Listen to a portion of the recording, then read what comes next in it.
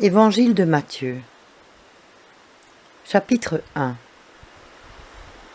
Les ancêtres de Jésus, tableau généalogique de Jésus-Christ, de la descendance de David et d'Abraham.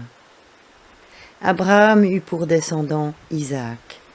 Isaac eut pour descendant Jacob, qui devint le père de Juda et de ses frères. Par Tamar, Juda eut pour descendant Péret et Zéra. Péret eut pour descendant Etsrom. Etsrom eut pour descendant Aram. Aram eut pour descendant Aminadab.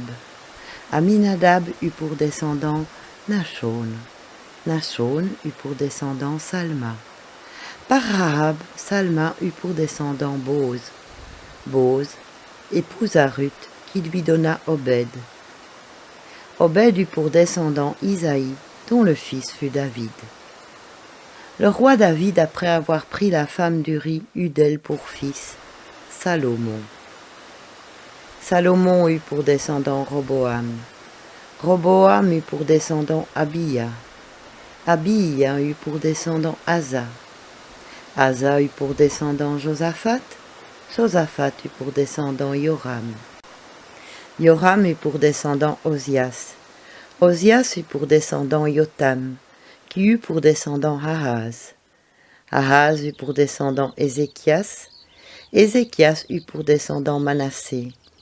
Manassé eut pour descendant Amon. Amon eut pour descendant Josias.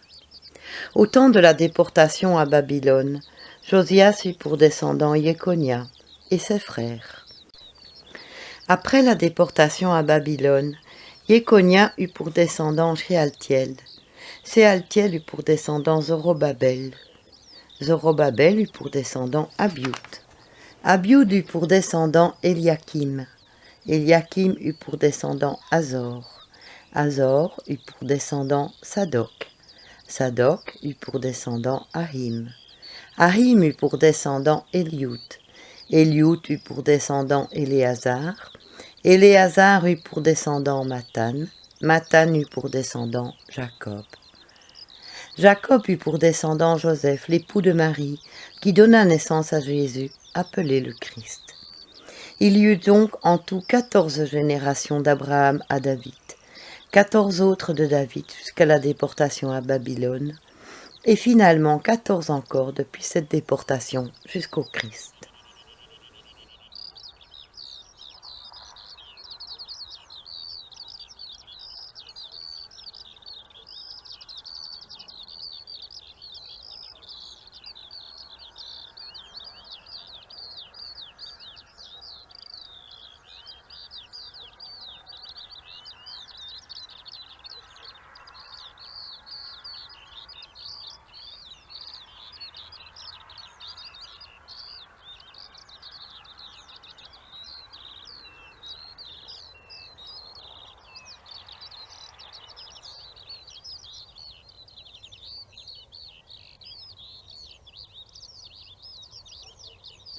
Voici dans quelles circonstances Jésus-Christ vint au monde.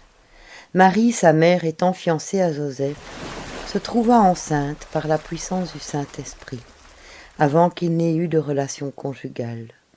Joseph, son futur mari, était un homme bon et droit. Il ne voulut pas lui faire un affront public et l'exposer à perdre son bon renom. C'est pourquoi il se proposa de rompre discrètement avec elle, sans en divulguer la raison.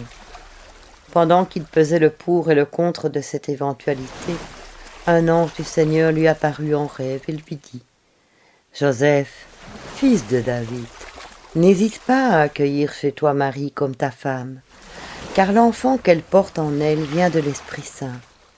Elle donnera naissance à un fils et tu l'appelleras Jésus, c'est-à-dire Sauveur. C'est lui en effet qui sauvera son peuple de ses péchés. » Tout cela arriva pour accomplir la prédiction que le Seigneur avait inspirée au prophète. Voici, la jeune fille vierge deviendra mère.